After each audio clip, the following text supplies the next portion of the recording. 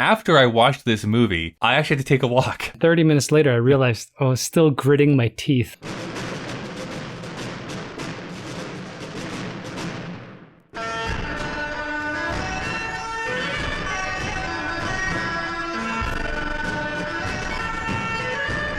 Welcome to Colin Dave versus the Machine video edition. Today, we're talking about Straw Dogs, the original Straw Dogs on the podcast. Dave, I think you are like me in that this is a movie, and this hasn't happened to me for a long, long time. After I watched this movie, I actually had to take a walk.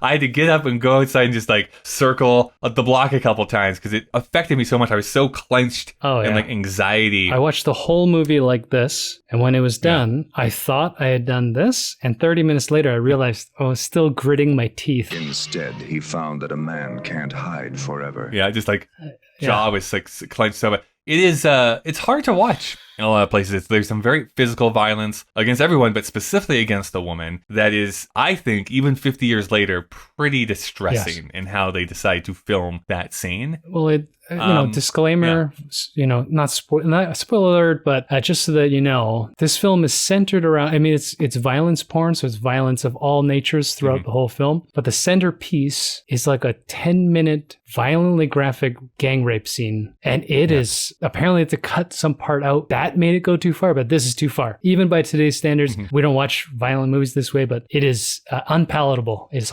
very difficult to get through to that. The worst thing about this, I find, and we have a very long discussion. Well, I shouldn't say very long. We have a very in-depth discussion about this very fact. Sam Peckinpah, who uncaged the Wild Bunch, is a director who I think is very, very talented. But with this movie, I don't care what his intent was. How this movie affected me was hard because I hated everything that the characters were choosing to do. When you are ready to beg me for it. And what I feel the morality and worldview is within this film, simultaneously with being he was very effective at what he set out to do. Jesus, I got them all. And that's hard to have that weird duality here. It's hate the message, the craft is amazing. So how do you rate something like that?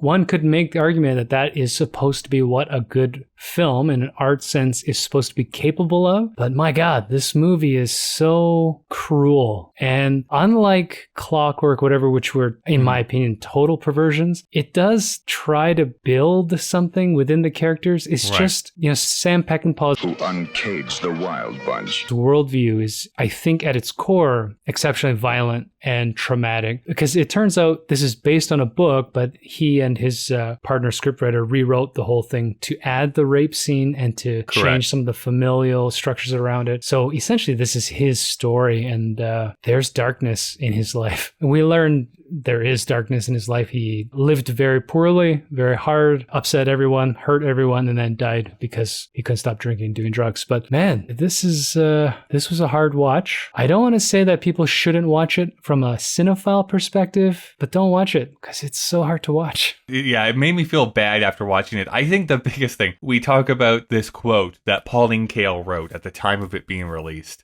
This is verbatim. Sam Peckinpah with Straw Dogs has made the first American film that is a fascist work of art. That is pretty inflammatory, but something I kind of agree with after watching this film. It is a tough watch. Yes, I think Peckinpah, who uncaged the Wild Bunch, as a director, is talented. I like the Wild Bunch as much as the next person does, but this changed who I am. It feels like he is trying to have this thematic point behind this. I should step back and say, I don't think Peckinpah is absolving the people who did the rape, but did we need to see the graphicness of that act to feel sympathy for our characters? And I think it's kind of undone by the end anyways, because as I bring up in our episode, if this is going to be that revenge tale, then I feel that the wife character who has that horrible act committed upon her needs to be kind of involved with the retribution. And this turns into a very male-oriented, I'm saving my property and I'm going to kill them in the most gruesome ways. 5 men out there. I know that. Rather than it feeling like this retribution from a terrible act committed. Now that you brought that up, so number one, we talked last week in Get Carter about this theme, in the post-war era about what does it take to motivate motivate a person to quote unquote do the right thing. There's also this sort of existential problem of what is the right thing to do. So Dustin Hoffman's character in this whole film, in the write-up, they call him a pacifist, but he's just portrayed as sort of a weak-willed person who just doesn't know. We can say it. He's portrayed as a beta cuck.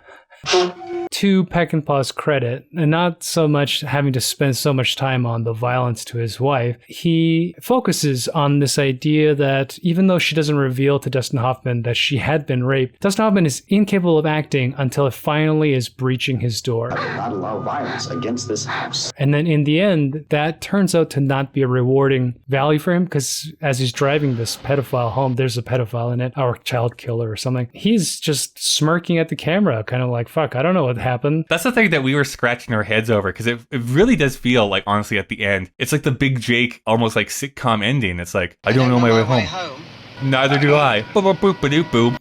And it's like, wait, whoa, what is happening? At least they didn't do the music. How do you end this movie? At least they didn't do the music. But... The last thing, I suppose, is the name Straw Dogs, as we learned, is a concept that comes from the Tao Te Ching, which is essentially from a passage that talks about how heaven and earth treats all of creation like a straw dog. A straw dog is not a scarecrow, which would be cool. It is actually sort of an effigy that one worships, but when they're done with it, it can easily be thrown away. And so I suppose it could infer the question, what is the straw dog? Is the wife the straw dog? Is the research the straw dog? Is the town? Is it the violence? I guess you could say, like, well, that's the point. It's your own interpretation of who the straw dog is. I just feel like if you're going to name this movie that, then you should, I feel, bring that into the movie and really hammer home that being your thematic point. But I don't know, that's a little bit obfuscated and stuff. Anyways, I'm sure someone will comment and say that it was and that we're stupid. Yeah. So we're ready for it. I welcome that comment. Like I said, this is a hard movie to talk about. I really do recommend listening to our full conversation, because we really do grapple with this of being like, there's some actually great parts here, but then there's all this other stuff that I hate. So how do you reckon with that, as people have been doing so for like the last 50 years for this movie? Yeah, we'll challenge people. I don't know if this is true, but I feel like everybody's heard of Straw Dogs, whether we know what it's about or not, and not because it also had a remake like Get Carter.